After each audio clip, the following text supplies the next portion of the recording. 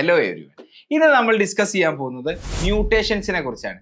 എന്താണ് മ്യൂട്ടേഷൻ എന്ന് ചോദിച്ചാൽ DNA സീക്വൻസിൽ നമ്മുടെ എല്ലാ ക്യാരക്ടേഴ്സിനെയും കൺട്രോൾ ചെയ്യുന്ന നമ്മളുടെ ജെനറ്റിക് മെറ്റീരിയൽ ആയിട്ടുള്ള DNA വരുന്ന ഒരു ചേഞ്ചിനെയാണ് മ്യൂട്ടേഷൻ എന്ന് പറയുന്നത്. ആ ചേഞ്ച് ഹെറിറ്റബിൾ ആണ്. അപ്പം heritable change in DNA sequence. എന്താ ഹെറിറ്റബിൾ എന്ന് പറഞ്ഞാൽ ആ മ്യൂട്ടേഷൻ അടുത്ത തലമുറയിലേക്ക് നമുക്ക് കൊടുക്കാൻ പറ്റണം. അപ്പോഴാണ് അത് നമ്മളൊരു മ്യൂട്ടേഷൻ എന്ന് വിളിക്കുക.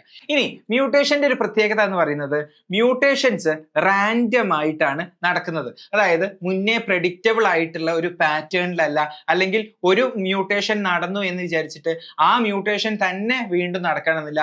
എവിടെ വേണമെങ്കിലും എങ്ങനെ വേണമെങ്കിലും DNA ചേഞ്ച് സംഭവിക്കാം. Mutations are random and mutations rare ആണ്.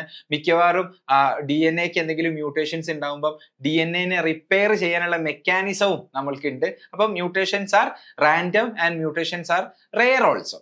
ഓക്കെ, ഇനി അടുത്തത് നമുക്കറിയാം, നമ്മൾ എവല്യൂഷനിൽ നമ്മൾ കാണുന്ന കാര്യമാണ്, നമുക്ക് ഒരുപാട് വേരിയേഷൻസ് കാണാൻ പറ്റും. എന്താ വേരിയേഷൻ എന്ന് പറഞ്ഞാൽ എന്നുള്ളത് നമ്മൾ ഓൾറെഡി പറഞ്ഞു കഴിഞ്ഞു. പാരന്റ്സിൽ നിന്നും ഡിഫറൻസസ് കാണിക്കുന്നതിനെയാണ് നമ്മൾ വേരിയേഷൻ എന്ന് പറയുക. വേരിയേഷനുള്ള ഒരു കാരണം എന്ന് പറയുന്നത് ജെനറ്റിക് റീകോമ്പിനേഷൻ ആണ്, അല്ലെ? മയോസിസിന്റെ സമയത്തിലുള്ള ക്രോസിംഗ് ഓവർ ആണ് ഒരു വേരിയേഷനുള്ള കാരണം എന്നുള്ളത് നമ്മൾ ഈ ചാപ്റ്ററിൽ തന്നെ കണ്ടു കഴിഞ്ഞ കാര്യമാണ്. മറ്റൊരു പ്രധാനപ്പെട്ട കാരണമാണ് മ്യൂട്ടേഷൻ. അപ്പോൾ ഇന്ന് നമ്മൾ കാണുന്ന വേരിയേഷൻസിലെ പ്രധാനപ്പെട്ട ഒരു കാരണമാണ് മ്യൂട്ടേഷൻ എന്ന് പറയുന്നത്. മ്യൂട്ടേഷൻസിലൂടെ വേരിയേഷൻ ഉണ്ടാവും. വേരിയേഷൻ അക്യുമുലേറ്റ് ചെയ്താൽ സ്പീഷീസ് പുതിയതായിട്ടുണ്ടാവും, എവല്യൂഷൻ നടക്കും. ഇത് തന്നെയാണ് ഹ്യൂഗോ ഡിവ്രീസും നമ്മളോട് പറഞ്ഞ കാര്യം. അത് നമുക്ക് എവല്യൂഷനിൽ പഠിക്കാനുള്ളതാണ്.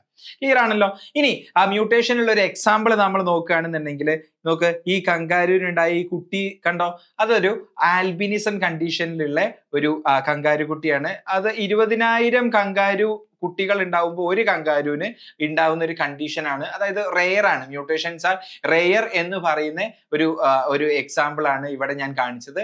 ഒരു വൈറ്റ് കളറുള്ള കങ്കാരു, അതായത് സ്കിൻ കളറിനെ കൺട്രോൾ ചെയ്യുന്ന ജീനിൽ വരുന്ന മ്യൂട്ടേഷൻ ആണ് അതിനുള്ള കാരണം എന്ന് പറയുന്നത്. അപ്പൊ നമ്മൾ പറഞ്ഞു മ്യൂട്ടേഷൻ എന്ന് പറയുന്നത് DNA വരുന്ന ചേഞ്ച് ആണ്. ഈ മ്യൂട്ടേഷൻസ് 2 ടൈപ്പ് ഉണ്ട്.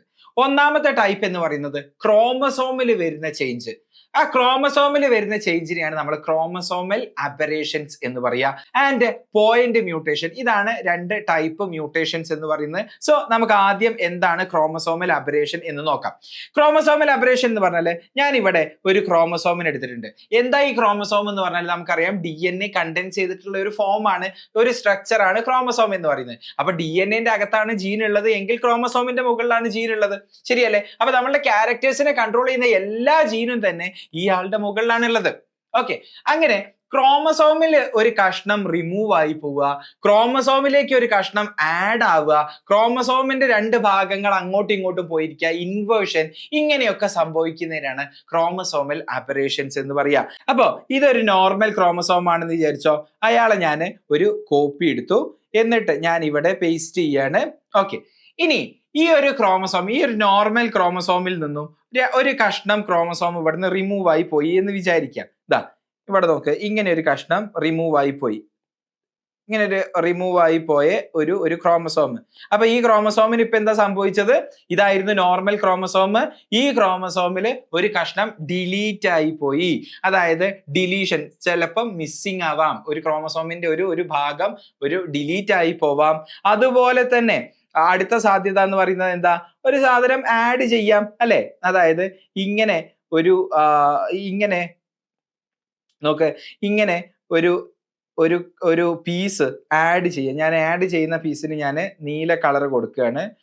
സോ ഇവിടെ നോക്ക്, ഇവിടെ ഈ ഒരു ക്രോമസോമില് ഒരു പീസ് ആഡ് ചെയ്യാണ് ചെയ്തിട്ടുള്ളത്, അല്ലെ? അതായത് ഇതായിരുന്നു നോർമൽ നമ്മൾ ആദ്യം എടുത്ത ക്രോമസോം. അതിലെ ഒരു കഷ്ണം റിമൂവ് ആയി പോയാൽ ഇങ്ങനെ ഒരു ക്രോമസോമായി മാറും, ശരിയല്ലേ? ഇനി നോർമൽ ക്രോമസോമിലേക്ക് ഒരു കഷ്ണം ആഡ് ചെയ്താൽ അതിന്റെ നീളം കുറച്ച് കൂടുമല്ലോ. അതായത് ക്രോമസോമിൽ വരുന്ന ചേഞ്ചസ്, ക്രോമസോമിൽ ഒരു കഷ്ണം വരുന്നതാവാം, ഒരു കഷ്ണം റിമൂവ് ചെയ്യുന്നതാവാം, ഇൻവേർഷൻ ആവാം, അങ്ങനെ ഒരുപാട് ചേഞ്ചസ് ക്രോമസോമിൽ സംഭവിക്കാം. ഇതുപോലെ ക്രോമസോമിൽ വരുന്ന ചേഞ്ചസിനെയാണ്, ഈ ടൈപ്പ് ചേഞ്ചസിനെയാണ് നമ്മൾ ക്രോമസോമൽ അബറേഷൻസ് എന്ന് പറയുന്നത്. So chromosomal aberrations are changes in chromosome caused by missing. അതായത് ഡിലീഷൻ ആവാം, ഓർ എക്സ്ട്രാ അഡീഷൻ ആവാം അല്ലെ, അതുപോലെ ഓൾട്ടേർഡ് DNA, ഇൻവേർഷൻ, അതുപോലെ മൾട്ടിപ്പിൾ കാര്യങ്ങളുണ്ട്. ഇതിനെയാണ് നമ്മൾ ക്രോമസോമൽ അബറേഷൻസ് എന്ന് പറയുന്നത്. നോക്ക്, ഈ ക്രോമസോമൽ അബറേഷൻസ് സംഭവിച്ചാൽ, ഈ ക്രോമസോമൽ അബറേഷൻ ഒരാൾക്ക് സംഭവിക്കുകയാണെന്നുണ്ടെങ്കിൽ എന്താണ് പ്രശ്നം? ഇവിടെ നോക്ക്, ക്രോമസോമില് ഒരു സ്ഥലം മുറിഞ്ഞു പോവുക എന്ന് പറഞ്ഞാൽ ആ റീജിയനിൽ പല ഡിഫറെന്റ് ടൈപ്പ് ജീനുകളും ഇല്ലേ? ക്രോമസോമിന്റെ മുകളിലാണല്ലോ ജീനുകൾ ഉള്ളത് അല്ലെ? അപ്പൊ നമ്മൾ ഈ മുറിഞ്ഞു പോകുന്ന, ഇപ്പൊ ഈ റീജിയൻ മുറിഞ്ഞു പോയി എന്നാണല്ലോ ഞാൻ ഇവിടെ കാണിച്ചത്. ആ റീജിയനിൽ ഇമ്പോർട്ടന്റ് ആയിട്ടുള്ള ജീനുകൾ ഉണ്ടാവും, ശരിയല്ലേ? അത് ടിപ്പിക്കലായിട്ട് ഞാനൊരു എക്സാമ്പിൾ പറയുകയാണെന്നുണ്ടെങ്കിൽ, ഒരു സെല്ല് ഡിവൈഡ് ചെയ്യുന്നത് കൺട്രോൾ ചെയ്യുന്ന ജീനാണ് ട്യൂമർ സപ്രസർ ജീന്.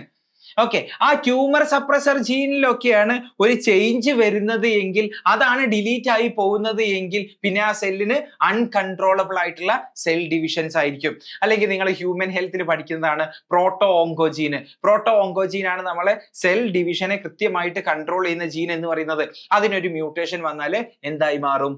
ഓങ്കോജീൻസ് ആയി മാറും അല്ലെ? അപ്പൊ ഈ ഇതുപോലെയുള്ള ക്രോമസോമൽ അബറേഷൻസ് ക്യാൻസറസ് ആയിട്ടുള്ള സെല്ലായി മാറാനുള്ള സാധ്യതയുണ്ട്. അപ്പൊ നോക്ക്, ക്രോമസോമൽ അബറേഷൻസ്, ഏതെങ്കിലും ഒരു സെല്ലിൽ ഒരു ക്രോമസോമൽ അബറേഷൻ സംഭവിച്ചു എന്ന് വിചാരിക്കാം. അയാളുടെ ട്യൂമർ സപ്രസിംഗ് ജീന്, ട്യൂമർ ഉണ്ടാക്കാതിരിക്കുന്ന ജീന്, സെൽ ഡിവിഷൻ പ്രോപ്പർ ആയിട്ട് കൺട്രോൾ ചെയ്യുന്ന ജീന് മ്യൂട്ടേറ്റഡ് ആയി മാറി, അബറേഷൻസിലൂടെ അത് ഇല്ലാതെയായി മാറി, അല്ലെങ്കിൽ ആ മ്യൂട്ടേറ്റഡ് ആയി മാറി എന്ന് വിചാരിച്ചോ. അയാൾ എന്തായി മാറി? ക്യാൻസറസ് ആയി മാറി. ഈ ക്യാൻസറിന്റെ പ്രത്യേകതയാണ് ഇയാള് അൺകൺട്രോളബിൾ ആയിട്ടുള്ള സെൽ ഡിവിഷൻ ആണ്. അപ്പം തൊട്ടടുത്തുള്ള സെൽസിൽ നിന്നൊക്കെ ന്യൂട്രീഷൻ വലിച്ചെടുത്തിട്ട് ഇയാള് ഭയങ്കരമായിട്ടുള്ള തോതിൽ ഡിവൈഡ് ചെയ്യും. അങ്ങനെ ഒരു ട്യൂമർ ആവും. എന്നിട്ട് ബ്ലഡിലൂടെ ഇത് സർക്കുലേറ്റ് ചെയ്ത് ഡിഫറെന്റ് ബോഡി പാർട്സിലേക്ക് എത്തും. ഇതിനാണ് നമ്മൾ ക്യാൻസർ എന്ന് പറയാം അല്ലെ? അപ്പൊ ക്രോമസോമൽ അബറേഷൻസിന്റെ റിസ്ക് എന്ന് പറയുന്നത് ക്യാൻസറസ് ആയി മാറാനുള്ള സാധ്യതയുണ്ട്. അതായത് എവിടെയാണോ ഈ മ്യൂട്ടേഷൻ സംഭവിക്കുക എന്നതിനെ ഡിപ്പെൻഡ് ചെയ്തിട്ട്. ക്ലിയർ ആണല്ലോ? അപ്പൊ ആ പോയിന്റും നമ്മൾ മനസ്സിലാക്കി. ഇനി രണ്ടാമത്തെ ടൈപ്പ് മ്യൂട്ടേഷൻ ആണ് പോയിന്റ് മ്യൂട്ടേഷൻ. പോയിന്റ് മ്യൂട്ടേഷൻ എന്ന് പറഞ്ഞാൽ ഒരു സിംഗിൾ ബേസ് പെയറിൽ വരുന്ന മ്യൂട്ടേഷൻസിനെയാണ് നമ്മൾ പോയിന്റ് മ്യൂട്ടേഷൻ എന്ന് പറയാ. ആ മ്യൂട്ടേഷൻസ് ക്രോമസോമൽ അബറേഷൻസ് ഉണ്ട്, ആൻഡ് പോയിന്റ് മ്യൂട്ടേഷൻ ഉണ്ട്. അപ്പൊ നോക്ക്, ഒരു ജീന് എക്സ്പ്രസ് ചെയ്തിട്ട് mRNA ആയി മാറും. mRNAന്റെ അകത്ത് മെസ്സേജുകൾ ഉണ്ട്, അതുകൊണ്ടാണ് അതിനെ മെസഞ്ചർ RNA, mRNA എന്ന് പറയുന്നത്. ആ മെസ്സേജിനെ ട്രിപ്ലെറ്റ് കോഡുകളായിട്ട് റീഡ് ചെയ്തിട്ടാണ് പ്രോട്ടീൻ ആക്കി മാറ്റുന്നത്. ഓക്കെ, ഞാൻ ഇവിടെ ഒരു എക്സാമ്പിൾ എടുക്കുകയാണ്. ഞാൻ the cat saw the dog എന്നാണ് ഒരു mRNAന്റെ അകത്തുള്ള ഇൻഫർമേഷൻ എന്ന് വിചാരിക്കുക. ഇത് ഞാൻ എടുക്കുന്ന ഒരു mRNA കേട്ടോ. ഇത് എന്റെ സാങ്കല്പിക ലോകത്തുള്ള ഒരു mRNA ആണ്. അതിന്റെ അകത്തുള്ള ട്രിപ്ലെറ്റ് കോഡ് എന്ന് പറഞ്ഞാൽ എന്താ? ഒരു triplet, the cat saw the dog. അപ്പൊ ഇതിന്റെ അകത്തൊരു ഇൻഫർമേഷൻ ഉണ്ട്. ആ ഇൻഫർമേഷൻ ആണ് പ്രോട്ടീൻ ആയി മാറാൻ പോകുന്നത്. ഇതേപോലെ കുറെ ATGC അല്ലേ നമ്മളുടെ കോഡ് എന്ന് പറയുന്നത്. ക്ലിയർ ആണല്ലോ? ഓക്കെ, ഇനി ഒരു പോയിന്റ് മ്യൂട്ടേഷൻ ഇവിടെ സംഭവിക്കാൻ പോവാണ്. ഒരു പോയിന്റ് മ്യൂട്ടേഷൻ, അതായത് ഒരു സിംഗിൾ ബേസ് പെയറിലുള്ള മ്യൂട്ടേഷൻസിനെയാണ് നമ്മൾ പോയിന്റ് മ്യൂട്ടേഷൻ എന്ന് പറയുന്നത്. ക്ലിയർ ആണല്ലോ? അപ്പോ നമ്മളുടെ ഈ ഒരു ഒറിജിനൽ mRNA, അതായത് മ്യൂട്ടേഷൻ ഒന്നും സംഭവിക്കാത്ത ഒരു mRNA ഒരു പോയിന്റ്, ഒരു സിംഗിൾ ബേസ് പെയറിലുള്ള മ്യൂട്ടേഷൻ സംഭവിക്കുകയാണെന്നുണ്ടെങ്കിൽ എന്താണ് കാണാൻ പറ്റുക എന്നുള്ളത് നമുക്ക് നോക്കാം. അതിനു വേണ്ടിയിട്ട് ഞാൻ ഇവിടെ ആളെ പേസ്റ്റ് ചെയ്യാണ്. ഇപ്പൊ നോക്ക്, ഞാൻ ഇവിടെ ഒരു സബ്സ്റ്റിറ്റ്യൂഷൻ മ്യൂട്ടേഷൻ ആണ് സംഭവിപ്പിക്കാൻ പോകുന്നത്. എന്താ സബ്സ്റ്റിറ്റ്യൂഷൻ എന്ന് പറഞ്ഞാല്? ഒരു ബേസ് പെയറിന് പകരം വേറൊരു ബേസ് പെയർ വരിക. ഒരു എക്സാമ്പിൾ പറയുകയാണെന്നുണ്ടെങ്കിൽ, ഞാൻ ഇവിടുത്തെ C എന്ന് പറഞ്ഞ ആളുണ്ടല്ലോ, C എന്ന് പറഞ്ഞ ബേസ് പെയർ, അയാൾക്ക് പകരം അയാളെ ഞാൻ അങ്ങ് റിമൂവ് ചെയ്തു. എന്നിട്ട് അതിന് പകരം B സബ്സ്റ്റിറ്റ്യൂട്ട് ചെയ്തു.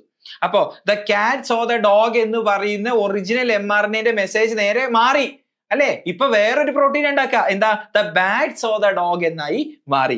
ഇനി വേറെയും ഒരു സബ്സ്റ്റിറ്റ്യൂഷൻ നടക്കുകയാണെന്ന് വിചാരിച്ചോ. Okay, the cat saw the dog, ഞാൻ D എന്ന് പറയുന്ന ആളെ ഞാൻ സബ്സ്റ്റിറ്റ്യൂട്ട് ചെയ്തു. അവിടെ H എന്ന് പറഞ്ഞ സബ്സ്റ്റിറ്റ്യൂഷൻ നടത്തിയാല് the cat saw the hog എന്നായി. അർത്ഥം മാറിയില്ലേ? മെസ്സേഞ്ചർ RNAന്റെ മെസ്സേജ് മാറിയില്ലേ? പ്രോട്ടീൻ മാറും. ക്ലിയർ അല്ലേ? ഇനി മറ്റൊരു എക്സാമ്പിൾ നമുക്ക് നോക്കാം. The cat saw the dog എന്നുള്ളതിന് പകരം ഞാൻ ഈ W സബ്സ്റ്റിറ്റ്യൂട്ട് ചെയ്തിട്ട് അവിടെ T എഴുതി എന്ന് വിചാരിച്ചോ. അപ്പൊ the cat SAT the dog എന്നായി. കംപ്ലീറ്റ്ലി അർത്ഥം മാറി, മെസ്സഞ്ചർ RNAന്റെ മെസ്സേജ് മാറി, പ്രോട്ടീൻ മാറും. ഇപ്പൊ നമ്മൾ കണ്ടതെല്ലാം പോയിന്റ് മ്യൂട്ടേഷൻ ആണ്. എന്ത് ടൈപ്പ് മ്യൂട്ടേഷൻ ആണ് എന്ന് ചോദിച്ചാല് സബ്സ്റ്റിറ്റ്യൂഷൻ മ്യൂട്ടേഷൻ ആണ്. സബ്സ്റ്റിറ്റ്യൂഷൻ മ്യൂട്ടേഷൻ ആണ് എന്നുള്ളത് മനസ്സിലാക്കാം. ക്ലിയർ ആണല്ലോ? ഇനി ഈ mRNAക്ക് ഏതെങ്കിലും ഒരു ബേസ് പെയർ ആഡ് ചെയ്യുകയോ റിമൂവ് ചെയ്യുകയോ ചെയ്താൽ എന്താ സംഭവിക്കുക എന്നുള്ളത് നോക്കാം. അപ്പൊ ഭയങ്കര ഡിഫറെന്റ് ആണ് കാര്യം എന്ന് പറയുന്നത്.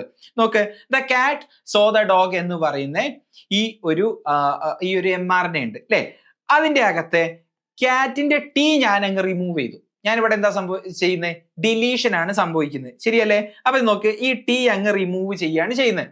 അപ്പൊ ഞാൻ പറഞ്ഞു mRNAയിലുള്ളത് ട്രിപ്ലെറ്റുകളായിട്ടാണല്ലോ റീഡ് ചെയ്യുക. അപ്പൊ ഒന്നാമത്തെ ട്രിപ്ലെറ്റ് TH, രണ്ടാമത്തെ ട്രിപ്ലെറ്റ് എന്താവണം? CAS ആവണ്ടേ? അതായത് ഈ S ഇങ്ങോട്ടേക്ക് വരണം, ശരിയല്ലേ? അപ്പൊ നോക്ക്, ട്രിപ്ലെറ്റ് ആയിട്ടാണ് പിന്നെ നമ്മൾ പിന്നെ വായിക്കുക, ശരിയല്ലേ? സോ AWT എന്നാണ് പിന്നെ വായിക്കുക. ആൻഡ് OG എന്ന് പറയുന്നത് ഒറ്റയ്ക്ക് ഇരിക്കുക. ഇങ്ങനെയായിരിക്കും 3 ലെറ്റേഴ്സ് ഉള്ള ട്രിപ്ലെറ്റ് ആയിട്ടാണ് കോഡോൺ ഉള്ളത് എന്നുള്ളത് നമുക്കറിയാം. അപ്പൊ നോക്ക്, the cat saw the ഡോഗിലെ T അങ്ങ് പോയപ്പം ഒരു ഡിലീഷൻ സംഭവിച്ചപ്പോ നോക്ക്, ഡിലീഷൻ അല്ലേ ഇവിടെ സംഭവിച്ചത്? Deletion of A single base pair ആണ് സംഭവിച്ചത്. അപ്പൊ എന്താ, ഇതിന്റെ കംപ്ലീറ്റ് അർത്ഥം അങ്ങ് മാറി. The CAS AWT HED OG ഇത് ഒരു അർത്ഥമില്ലാത്ത കാര്യമായി മാറി. അതായത് കംപ്ലീറ്റ് അർത്ഥം മാറുന്ന രീതിയിൽ ഈ mRNAന്റെ മെസ്സേജ് ഡിസ്റപ്റ്റഡ് ആയി, ശരിയല്ലേ? അതായത് റീഡിംഗ് ഫ്രെയിം ഷിഫ്റ്റ് ആയി എന്ന് പറയും. അതായത് ഈ ട്രിപ്ലെറ്റ് കോഡുകൾക്ക് പിന്നെ ഒരു അർത്ഥവും ഇല്ലാതെയായി മാറി, ശരിയാണല്ലോ? ഇനി നോക്ക്, ഡിലീഷൻ നടന്നാലും ഇതുപോലെ തന്നെ സംഭവിക്കും. അതുപോലെ തന്നെ ഒരു അഡിഷൻ ആണ് സംഭവിക്കുന്നത് വിചാരിച്ചോ. അതായത് the cat saw the dog എന്ന് പറയുന്ന ഈ കാറ്റിന്റെ ഇടയിലേക്ക് നോക്ക്, ഫോർ എക്സാമ്പിൾ ഇപ്പൊ കാറ്റിന്റെ ഇടയിലേക്ക് ഞാൻ ഒരു ലെറ്റർ, ഒരു M ആഡ് ചെയ്യാന്ന് വിചാരിച്ചോ. എങ്ങനെ ഞാൻ M ആഡ് ചെയ്യുക? കാറ്റിന്റെ ഇടയിലേക്ക് ഞാൻ ഒരു M ആഡ് ചെയ്യണമെന്നുണ്ടെങ്കിൽ ഒരു CMAT എന്നായി മാറി. പക്ഷെ നോക്ക്, റീഡിംഗ് ഫ്രെയിം 3 നമുക്ക് വായിക്കാൻ പറ്റുള്ളൂ, ട്രിപ്ലെറ്റുകളാണല്ലോ. അപ്പൊ നോക്ക്, CMA എന്ന് കഴിഞ്ഞാല് പിന്നീട് റീഡിംഗ് ഫ്രെയിം ഷിഫ്റ്റ് ആവുന്നതായിട്ട് നമുക്ക് കാണാൻ സാധിക്കും, ശരിയല്ലേ? റീഡിംഗ് ഫ്രെയിം ഷിഫ്റ്റ് ആവും. റീഡിംഗ് ഫ്രെയിം ഷിഫ്റ്റ് ആയാൽ എന്താ സംഭവിക്കുക? ഇതാണ് സംഭവിക്കുക. സോ നോക്ക്, ഇവിടെ എന്താ സംഭവിച്ചത്? Addition of A single base pair ആണ് അല്ലെ? അഡിഷൻ ആണ് ഇവിടെ സംഭവിച്ചത്. ഒരു സിംഗിൾ ബേസ് പെയർ ആഡ് ചെയ്തപ്പോ mRNAയിൽ ആഡ് ചെയ്തപ്പം, അതായത് മ്യൂട്ടേഷൻ ആണ് സംഭവിക്കുന്നത്, ആഡ് ചെയ്തപ്പോ എന്തായി? കംപ്ലീറ്റ് അർത്ഥം മാറുന്ന രീതിയിൽ റീഡിംഗ് ഫ്രെയിം ഷിഫ്റ്റ് ആയി. അപ്പോ ഒരു സിംഗിൾ ബേസ് പെയർ ഡിലീറ്റ് ആയപ്പോഴും ഒരു സിംഗിൾ ബേസ് പെയർ ആഡ് ആയപ്പോഴും റീഡിംഗ് ഫ്രെയിം കംപ്ലീറ്റ്ലി ഷിഫ്റ്റ് ആയി. mRNAന്റെ മെസ്സേജ് കംപ്ലീറ്റ്ലി അർത്ഥം മാറി. ഈ ടൈപ്പ് മ്യൂട്ടേഷൻസിനെയാണ് നമ്മൾ റീഡിംഗ് ഫ്രെയിം ഷിഫ്റ്റ് ആവുന്ന മ്യൂട്ടേഷൻ ഫ്രെയിം ഷിഫ്റ്റ് മ്യൂട്ടേഷൻ എന്ന് വിളിക്കുന്നത്. ഫ്രെയിം ഷിഫ്റ്റ് മ്യൂട്ടേഷൻ എന്ന് വിളിക്കുന്നത് നിങ്ങൾക്ക് കാണാൻ പറ്റുന്നുണ്ടല്ലോ, ഫ്രെയിം ഷിഫ്റ്റ് മ്യൂട്ടേഷൻ. സോ എപ്പോഴാണ് ഫ്രെയിം ഷിഫ്റ്റ് മ്യൂട്ടേഷൻ ഉണ്ടാവുക എന്നുള്ളത് നിങ്ങൾക്ക് മനസ്സിലായോ? ഒരു ന്യൂക്ലിയോടൈഡ് ഡിലീറ്റ് ആയി പോവുകയോ ഒരു ന്യൂക്ലിയോടൈഡ് ആഡ് ആവുകയോ ചെയ്യുമ്പം റീഡിംഗ് ഫ്രെയിം ഷിഫ്റ്റ് ആവും. എപ്പോഴാണ് നമ്മൾ സബ്സ്റ്റിറ്റ്യൂഷൻ നടന്നാൽ എന്താ സംഭവിക്കുക? സബ്സ്റ്റിറ്റ്യൂഷൻ നടക്കുമ്പോൾ ഒരു single nucleotide is replaced by another nucleotide. Anyway ഈ രണ്ട് ടൈപ്പ് മ്യൂട്ടേഷനും എന്താണ്? പോയിന്റ് മ്യൂട്ടേഷൻ ആണ്. എന്താ പോയിന്റ് മ്യൂട്ടേഷൻ എന്ന് പറഞ്ഞാല്? ഒരു സിംഗിൾ ന്യൂക്ലിയോടൈഡിൽ വരുന്ന ചേഞ്ചിനെയാണ് നമ്മൾ പോയിന്റ് മ്യൂട്ടേഷൻ എന്ന് പറയുക. ക്ലിയർ ആണല്ലോ? അപ്പോ നമ്മള് ഇനി മ്യൂട്ടേഷൻ ഉണ്ടാവാൻ കാരണമാവുന്ന ഏജൻസ്, മ്യൂട്ടേഷൻ കോസിങ് ഏജൻസിനെയാണ് നമ്മൾ മ്യൂട്ടേജൻസ് എന്ന് പറയുക. സോ ഏജൻസ് കോസിങ് മ്യൂട്ടേഷൻ, അത് റേഡിയേഷൻസ് ആവാം, എക്സ്റേ പോലെ UV റേ പോലെയുള്ള റേഡിയേഷൻസ് ആവാം, അതുപോലെ കെമിക്കൽസ്, നമുക്കറിയാം സിഗരറ്റ് സ്മോക്ക്, ഇതെല്ലാം മ്യൂട്ടേജൻസ് ആണ്. ഇനി അതും അല്ലെങ്കിൽ ഇൻഫെക്ഷ്യസ് ആയിട്ടുള്ള ഏജൻസ് ആവാം, ചില വൈറസുകൾ ഇൻഫെക്ട് ചെയ്താൽ മ്യൂട്ടേഷൻ സംഭവിക്കും നമ്മുടെ ജനറ്റിക് മെറ്റീരിയലിന്റെ അകത്ത്. മ്യൂട്ടേഷൻ കോസിങ് ഏജൻസിനെയാണ് നമ്മൾ മ്യൂട്ടേജൻസ് എന്ന് പറയുന്നത്. മ്യൂട്ടേജൻസ്. അപ്പൊ മ്യൂട്ടേഷനെ കുറിച്ചാണ് നമ്മൾ ഈ വീഡിയോയിലൂടെ ഡിസ്കസ് ചെയ്തത്. മ്യൂട്ടേഷനെ കുറിച്ച് അടിപൊളിയായിട്ട് നിങ്ങൾക്ക് എല്ലാ ഡീറ്റെയിൽസും മനസ്സിലായി എന്ന് ഞാൻ വിശ്വസിക്കുകയാണ്. അങ്ങനെ മനസ്സിലായിട്ടുണ്ടെന്നുണ്ടെങ്കിൽ നിങ്ങൾ ഈ വീഡിയോ ഒന്ന് ലൈക്ക് ചെയ്യുക, നിങ്ങൾ ഈ ചാനൽ സബ്സ്ക്രൈബ് ചെയ്യുക, നിങ്ങളുടെ ഫ്രണ്ട്സിലേക്കും ചാനൽ ഒന്ന് എത്തിച്ചു കൊടുക്കുക. എന്ത് സംശയം ഉണ്ടെങ്കിലും നിങ്ങൾക്ക് കമന്റ് ബോക്സിലൂടെ ചോദിക്കാവുന്നതാണ്. അപ്പൊ അടുത്ത ക്ലാസ്സിലൂടെ നമുക്ക് വീണ്ടും കാണാം. Thanks for watching.